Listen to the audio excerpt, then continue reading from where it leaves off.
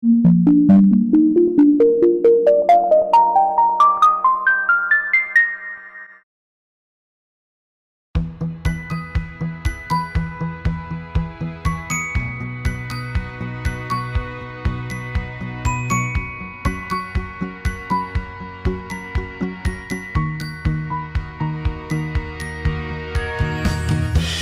trata de personas es el proceso por el cual se capta, transporta y acoge a alguien para someterlo a explotación. Esto puede tener distintas modalidades. Pueden captarte con falsas ofertas de trabajo, por engaño, secuestrándote a través del uso de la fuerza. Te pueden llevar a una región lejana, a otro país, pero también puede darse dentro de la misma ciudad.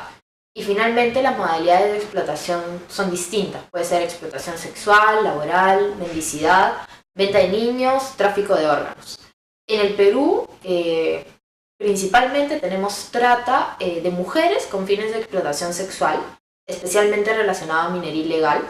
Sin embargo, hay muchísimos tipos de trata que son invisibles y que probablemente cualquiera de nosotros ha tenido cerca, al costado literalmente, una víctima de trata y no lo ha notado. Por ejemplo, ¿cuántos niños vemos pidiendo limosna en la calle? ¿Y cuántas mafias hay detrás de estos niños que los traen de regiones muy pobres, como por ejemplo Huancavelica, para mendigar en las calles de Lima durante la época de vacaciones, ¿no? Este es el panorama de la trata de personas. Ahora, ¿cómo se relaciona con el derecho a la identidad? De dos formas. En primer lugar, a través de la retención de los documentos. Una víctima, una forma de subyugar la voluntad de la víctima es reteniendo sus documentos. Sobre todo, por ejemplo, imagínense una víctima extranjera en un país que no conoce, con un idioma que no habla, habiendo entrado de manera irregular, es decir, teniendo miedo que te vayan a expulsar o castigar, y que tu empleador o la persona que te está explotando retiene los documentos. Esto te pone en una situación de vulnerabilidad que no es fácil, no es sencillo que una víctima de trata denuncie lo que le ha pasado. Y la otra relación con el derecho a la identidad es durante ya el proceso de rescate y de reintegración. Tenemos que tener mucho cuidado, sobre todo a nivel de persecución fiscal, policial, de proteger la identidad de la víctima.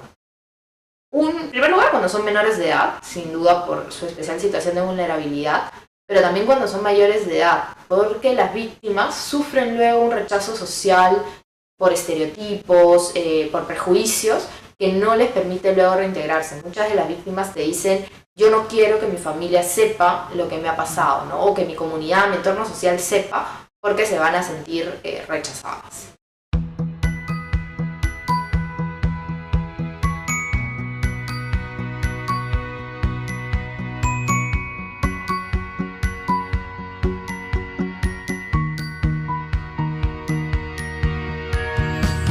A raíz de estas dos problemáticas que acabo de señalar, la aplicación del enfoque de protección del derecho a la identidad en la política pública de trata de personas viene también por dos ámbitos.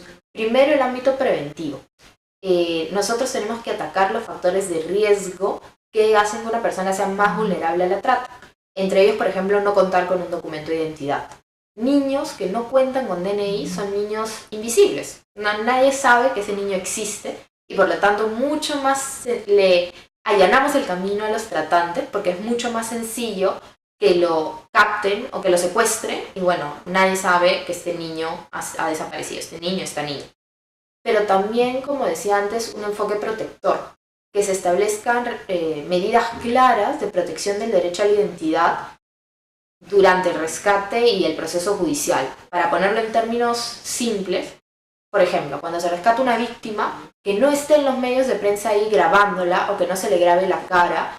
Y no se trata solo de no grabar la cara, ¿no? Porque a veces uno ve estos programas que ponen un cartelito negro delante de los ojos, pero apareces al costado de la hermana, la mamá o frente a tu casa y es evidente que eso no es protección del derecho a la identidad, ¿no? Todo el mundo sabe quién es esta víctima.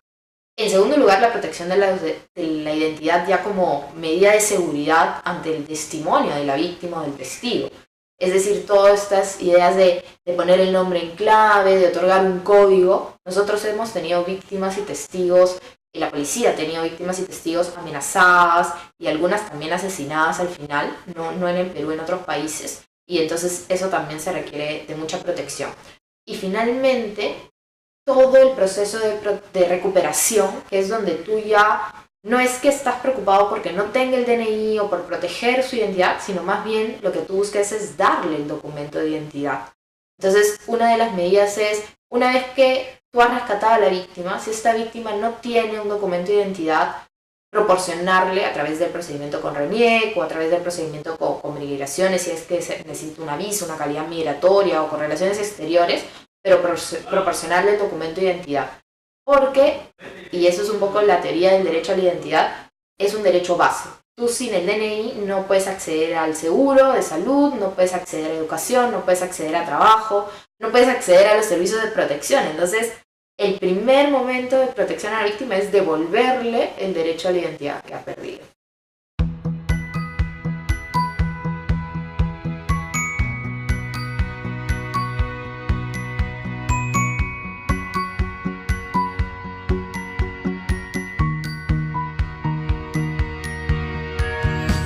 En el marco de la lucha contra la trata de personas, hay una política pública. El Ministerio del Interior es el ente rector de la política pública de lucha contra la trata de personas y preside la Comisión Multisectorial de Lucha contra la Trata de Personas y el Tráfico Ilícito de Migrantes, que es un ente que reúne a todos los sectores del Estado, el Ministerio Público, Poder Judicial, Defensoría del Pueblo, a la sociedad civil, y se ponen de acuerdo para establecer las estrategias y lineamientos. En esta labor de la comisión acaba de aprobar el nuevo Plan Nacional 2017-2021, que próximamente estará siendo ya aprobado de manera formal por el Consejo de Ministros.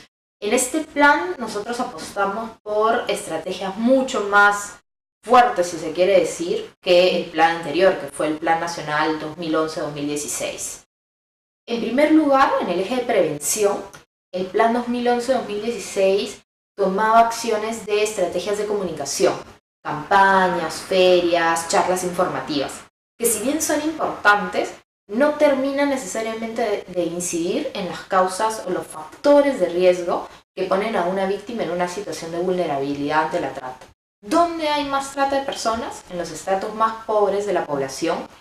Falta de educación, falta de trabajo, informalidad, corrupción, inseguridad. Entonces, en este nuevo plan se sigue manteniendo la prevención entendida como estrategias de comunicación, de sensibilización, información, que son importantes, pero se agrega todo un apartado de lucha contra estos factores estructurales. Es decir, llevar colegios o mejor educación donde no la hay, o donde es punto de alta incidencia de la trata, crear proyectos de trabajo según las condiciones de la zona, hacer que el MIDIS incluya indicadores, por ejemplo, de víctimas de trata de personas en sus programas sociales, ¿no? Tratar de hacer frente a todas estas series de condiciones estructurales que si uno no las cambia, podrás rescatar a las víctimas, pero tú sabes que van a volver a ser víctimas o que nuevas víctimas van a ser extraídas de estos lugares. Ese es el eje de prevención. El segundo eje, que es el eje de persecución, digamos, en este momento el Estado peruano en los últimos 5 años ha dado pasos súper importantes, muy importantes. Ha creado la Policía Especializada en Trata, hay una Dirección Nacional y 26 departamentos desconcentrados, es decir, 26 unidades especializadas de lucha contra la trata de personas en todas las regiones del país. También tenemos fiscalías especializadas a nivel nacional y hay un juzgado especializado en la región de Madre de Dios, que es una de las regiones con mayor incidencia de trata de personas. Es decir, se ha avanzado. ¿Qué nos toca ahora o cuál es la apuesta en los próximos 5 años? Fortalecer estos espacios, dotarlos de presupuesto, de herramientas, de equipos, de capacitación y al mismo tiempo unir la persecución penal con la fiscalización administrativa. ¿A qué nos referimos? A que, por ejemplo, nosotros vamos como policía, rescatamos a la víctima de un local, puede ser un hostal, pero si no entra inmediatamente la municipalidad o el MINCETUR a clausurar este local, a ponerle una sanción administrativa, 3 días después nuevamente vamos a encontrar víctimas. Entonces lo que tratamos de hacer en el nuevo plan es articular los espacios de persecución penal con fiscalización administrativa, Sutran, MINCETUR. Estamos tratando de integrar nuevos actores de fiscalización que puedan dar una sanción completa a toda la cadena de la trata de personas. Y lo segundo es relacionar la trata de personas con nuevos delitos. Ahora en el Perú, por ejemplo, está surgiendo algo que es narcotrata. trata de personas, o sea, captar niños para llevarlos a los campamentos de hoja de coca para que trabajen en las pozas de maceración. Y esto es sumamente grave porque son nuevas modalidades del delito, mucho más crueles, y que hay que comenzar a trabajar desde ya. Entonces también esto es algo nuevo, una apuesta nueva del plan. En el tercer eje, que es el eje de protección, que es el eje donde tratas de darle a la víctima rescatada todos los servicios posibles, nuestras apuestas son muy altas. En estos últimos 5 años, este ha sido tal vez el eje más débil, ¿no? Donde menos hemos alcanzado. ¿Por qué? Porque claro, también es el eje donde mayor presupuesto requieres, en donde hay que construir albergues, hay que pagar a los abogados, hay que dar servicios médicos y también hay que proporcionar educación y trabajo, porque la víctima que no se reintegra a la sociedad vuelve a un estado de victimización. Entonces, en este apartado sí se ha apostado por hacer incidencia en todo lo que he mencionado de manera ya mucho más contundente, con metas muy claras al 2018, al 2020 y al 2021, que culmina el plan. Y finalmente, algo que lo diferencia del plan 2011-2016 es el otorgamiento de presupuesto. Es decir, hay un compromiso claro del Estado peruano, el Premier lo ha dicho en la presentación ante el Congreso, de que todos los sectores tengan un presupuesto específico para la lucha contra la trata de personas. Y esto te permite muchísimas más cosas, más actividades, poder realmente alcanzar las metas propuestas. Y lo segundo es tener una línea de base, es decir, saber desde dónde estamos comenzando y luego un sistema de monitoreo y evaluación que te permita ver si se está cumpliendo paso a paso las metas y también hacer reajustes, porque el delito de trata es un delito dinámico y la situación que existe hoy en día no necesariamente es la misma situación que va a existir de acá a 2 años o de acá a 4 años. Entonces, contar con una línea de base y un sistema de evaluación te permite sí tener un plan que tú puedas realmente al 2021 decir, aquí hemos comenzado y esto es lo que hemos alcanzado y esto es todavía lo que nos falta hacer.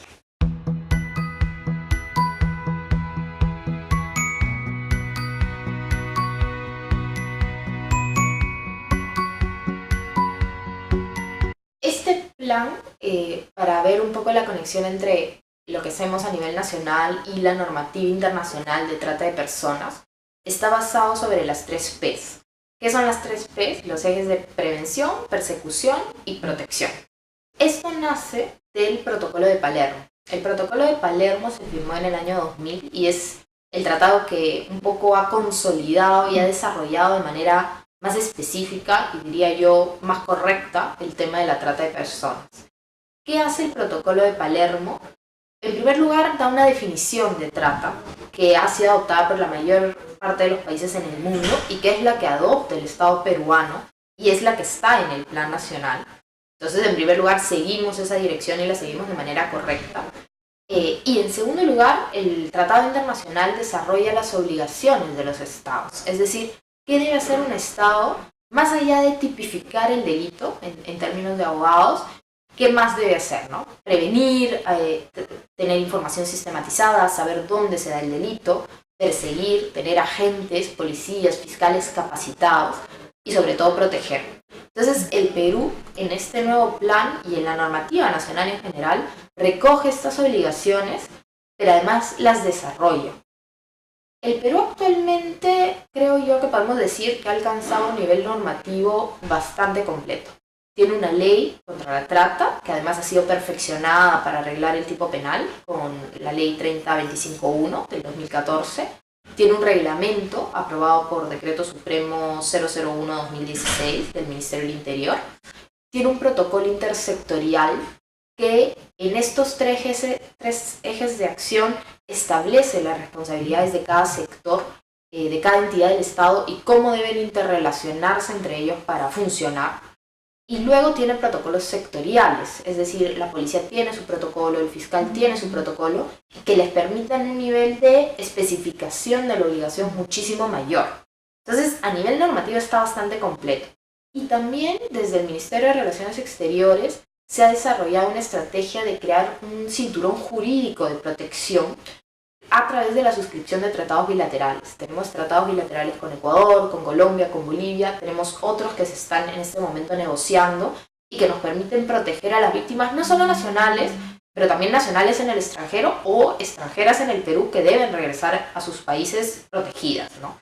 Entonces yo creo que todo este marco normativo sí se adecúa a los estándares internacionales, no solo al Protocolo de Palermo, también a la Convención de Derechos Humanos, la Convención Americana, y también a lo establecido por la Corte Interamericana en el último caso, bueno, el primer caso de trata de personas, que es Hacienda Verde contra Brasil, que salió el año pasado, y que es un caso donde la Corte recién desarrolla las obligaciones que en otros sistemas de protección de derechos humanos, como el europeo, ya estaban desarrolladas, ¿no? A nivel nacional nosotros tenemos eso. Lo que nos falta ahora es ponerlo en práctica, ¿no? Porque es fácil muchas veces tenerlo en un papel y señalar en la introducción de todos nuestros textos normativos los enfoques, enfoque de mujer, enfoque de género, niñez, discapacidad, pero ponerlo en práctica requiere capacitación y requiere recursos, y eso no se está dando todavía de manera completa. Yo creo que la gran apuesta del Estado peruano para los próximos 5 años con este nuevo plan nacional es justamente eso, ¿no? Reconocer ante la comunidad internacional que sí, hemos adoptado las obligaciones, pero ahora es momento que estas obligaciones no se queden en un lenguaje, no se queden en un texto normativo, sino que se puedan llevar a la práctica. Y eso también pasa por y con esto concluyo, un tema de muchas veces también darnos cuenta que nos equivocamos, ¿no? Reconocer los errores que cometemos y solucionarlo, porque si no hay ese reconocimiento inicial, yo creo que es mucho más difícil luego decir, no, esto está mal, tengo que mejorar, tengo que cambiar. Y creo que el Estado peruano, en el informe ante el Congreso, que se dio hace muy pocos días, donde se daba un poco cuenta de la situación de la trata, fue muy ejemplar en eso, ¿no? En reconocer cuánto se había avanzado, pero reconocer también los problemas de los cuales partimos en esta nueva gestión y un poco cuáles son las metas que nos estamos poniendo, cuáles son los retos que tenemos. Y yo creo que realmente en este momento hay un consenso fuerte a nivel de gobierno, de instituciones estatales en general y también en muchos gobiernos regionales, de darle a este tema de la trata de personas la relevancia que merece por las víctimas, ¿no? Que al final es un poco el centro de la labor estatal.